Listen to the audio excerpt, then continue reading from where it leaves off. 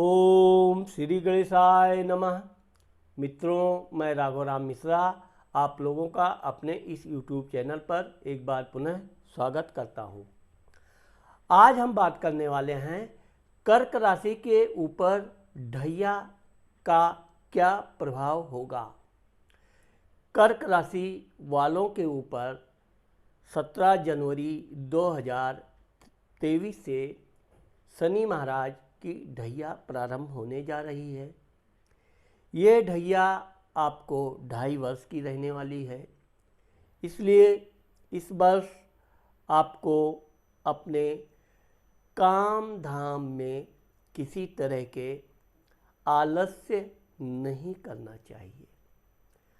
अब मैं कर्क राशि के लोगों को विशेषकर बताना चाहता हूँ कि शनि महाराज आपके 8वें घर में 17 जनवरी से विराजमान होने जा रहे हैं।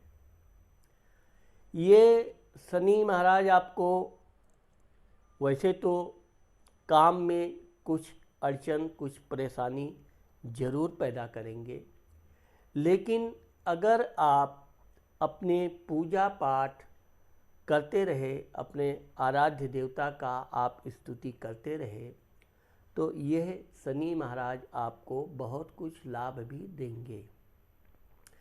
सबसे पहले मैं कर्क राशि वालों के बारे में ये बताना चाहता हूँ कि चूँकि 7वें घर का स्वामी 8वें घर का स्वामी शनि है, यह शनि आपके 8वें घर में बैठा हुआ है, जिसे हम लोग दुर्घटना, मृत्यु, एक्सीडेंट का घर मानते हैं। परंतु 8वां एक ऐसा ग्रह सिर्फ शनि है जो 8वें घर में आने के बाद सबसे अच्छा अधिक फल देता है। इसीलिए कर्क राशि वालों को किसी तरह के भयग्रस्त होने की ज़रूरत नहीं है। आप शनि भगवान की पूजा स्तुति कीजिए। शनि भगवान का जैसे कि ओम स्वम शनिश्चराय नमः का मंत्र जाप कीजिए और ये ध्यान कीजिए कि सूर्य छाया पुत्र शनि भगवान आपकी हर मनोकामना पूरी करें। आपके कार्य में जो रुकावट आ रही है उसे वो दूर करें।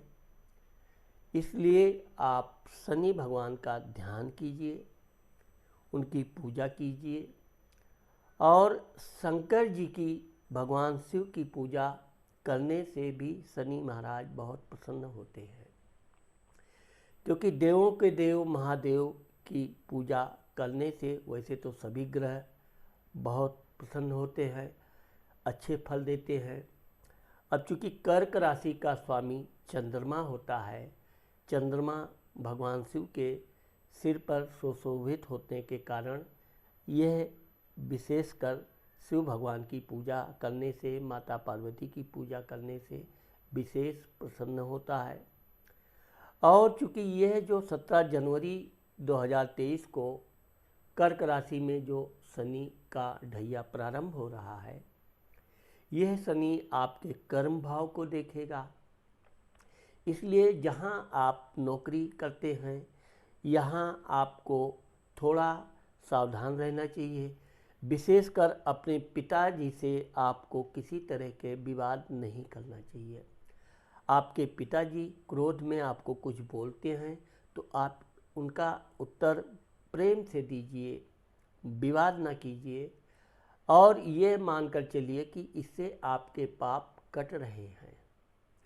आपके अधिकारी भी अगर आपको अधिक कार्य देते हैं या किसी बात पे आपको कुछ बोल देते हैं तो आप बुरा मत मानिए, अपने धैर्य का परिचय दीजिए। यहाँ पर हम आपको बताना चाहते हैं कि चूँकि शनि पूर्ण दृष्टि से आपके 10वें घर को देख रहे हैं, इसलिए आपको जल्दबाजी या भड़बड़ी में कोई कार्य नहीं करना चाहिए। अगर आप कोई नौकरी आदि परिवर्तन करना चाहते हैं तो आप स्थान परिवर्तन करने से पहले अच्छी तरह सोच विचार कर लीजिए और जब तक आपको दूसरी जगह नौकरी आदि ना मिल जाए तब तक आप अपने पहली नौकरी को छोड़ने की कोशिश मत करें, क्योंकि एक बार अगर आपके हाथ से नौकरी चली जाती है तो फिर ये दोबारा मिलने में कठिनाई पैदा कर सकती है। फिर बाद में आप बोलेंगे कि मेरी शनि की ढैया थी, ये किया वो किया। ऐसा नहीं है। आप जहाँ तक हो सके अधिकारियों के बुराई को से बचें, और अगर नया कार्य आप करना चाहते हैं, नई जगह पे जाना चाहते हैं, तो अच्छी तरह से वहाँ पता कर लीजिए, फिर आप स्थान परिवर्तन। आपको विशेषकर मैंने आपको बताया कि आपको अपने संतान के विषय में, क्योंकि शनि आपके पंचम घर को देख रहा है, संतान भाव को देख रहा है, इसलिए आप अपने संतान को, अगर किसी बात पे आप नाराज़ हैं तो अपने बच्चों को आप समाज में या किसी के सामने अपमान करने के बजाय आप अपने बच्चों को एकांत में ले जाकर आप अपनी नाराज़गी भी व्यक्त कर सकते हैं। कोई चीज़ समझाना है तो आप उसे समझा भी सकते हैं और उसकी भी बात को आप आसानी से सुन सकते हैं। इसलिए आपको अपने बच्चों के विषय में विशेष ध्यान रखना चाहिए कि आपके बच्चों की अगर कोई शिकायत आती है, कोई बात आती है, तो आपको तुरंत भड़बड़ी में क्रोध नहीं करना चाहिए। आपको अपने बच्चों के लिए किसी के कहने पर बेवजह गुस्सा अधिक नहीं करना चाहिए। हाँ, उसके लिए आप उसको बोल सकते हैं कि मैं अपने बच्चों को डांटूंगा, मारूंगा, जो भी है समझाऊंगा, क्रोध करूंगा, लेकिन आप अपने बच्चों को एकांत में ले जाकर प्रेम से उसकी भी बात सुनो और अपना भी विचार आप रखो। क्योंकि मैंने आपको बताया, आपको अपनी वाणी स्थान पर बहुत ध्यान रखना है। अब शनि आपके वाणी, कुटुंब, धन घर के स्थान को देख रहा है, इसलिए आप अपने कुटुंब के लोगों से, परिवार के भाई, चाचा आदि लोगों की बुराई नहीं करना चाहिए और बेवजह अपना वाहवाही नहीं दिखानी चाहिए। यही शनि की ढैया है जो आपको बार बार उत्तेजित करेगी। हम उनके सामने ये बोलेंगे, 10 कमाया तो 100 चिल्लाएंगे, 100 कमाया तो 1000 बताएंगे। ये सब चीज़ों से आपको बचो। आप अपने धन को गुप्त रूप से संभाल के रखो और किसी से बताओ मत। सिर्फ आपकी धर्मपत्नी, आपके बच्चे या भाई आदि जो हैं, इनके अलावा आपको अधिक चिल्लम चिल्ली नहीं करना चाहिए। और बेवजह का तो आपको दिखावा करना ही नहीं चाहिए। आपको हमेशा ये ध्यान रखना चाहिए कि इस समय आपके शनि की ढैया चल रही है। आप अपने कोई भी बात को पेट में छुपा के रखो। नहीं बताएंगे तो नहीं बताएंगे। हम किसी की बुराई नहीं करेंगे, किसी की चुगलखोरी नहीं करेंगे तो नहीं करेंगे। वो करता है, करने दो, उसका पाप उसको डुबोएगा, मैं नहीं पाप का भागी बनूंगा। इसके अलावा आप शनिवार के दिन शनि भगवान के मंदिर जाइए, उनकी स्तुति कीजिए, उनका पूजा कीजिए। मैंने आपको बताया कि आप शनि भगवान, चूँकि शनि महाराज के पिता सूर्य भगवान हैं, इनकी माता छाया हैं, इसलिए आप सूर्य छाया पुत्रम शनि महाराजम कृपा करोति, आप अपने अनुसार भी मंत्र बनाइए। भगवान श्रद्धा के भूखे हैं।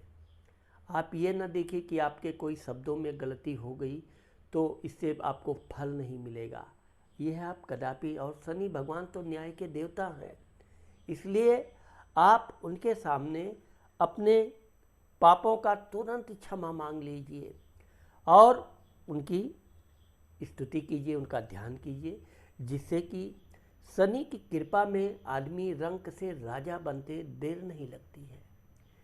इसलिए आप हमेशा शनि भगवान की स्तुति कीजिए, सूर्य भगवान की पूजा कीजिए और भगवान शिव की भी पूजा करने से भी आपको विशेष लाभ होगा। विशेषकर आपको गाय को रोटी खिलाना चाहिए, गौ सेवा करनी चाहिए और गरीब अनाथ लोगों को भी दान धर्म करते रहना चाहिए। तो मित्रों, मैंने आज आप लोगों को कर्क राशि के ढैया के विषय में जो बताया है, मुझे आशा है कि आप लोगों को मेरा ये वीडियो ज़रूर पसंद आएगा। अगर मेरा ये वीडियो आप लोगों को पसंद आया और आपने मेरे चैनल को सब्सक्राइब नहीं किया है तो आप इसे सब्सक्राइब करना मत भूलिए। नमस्कार।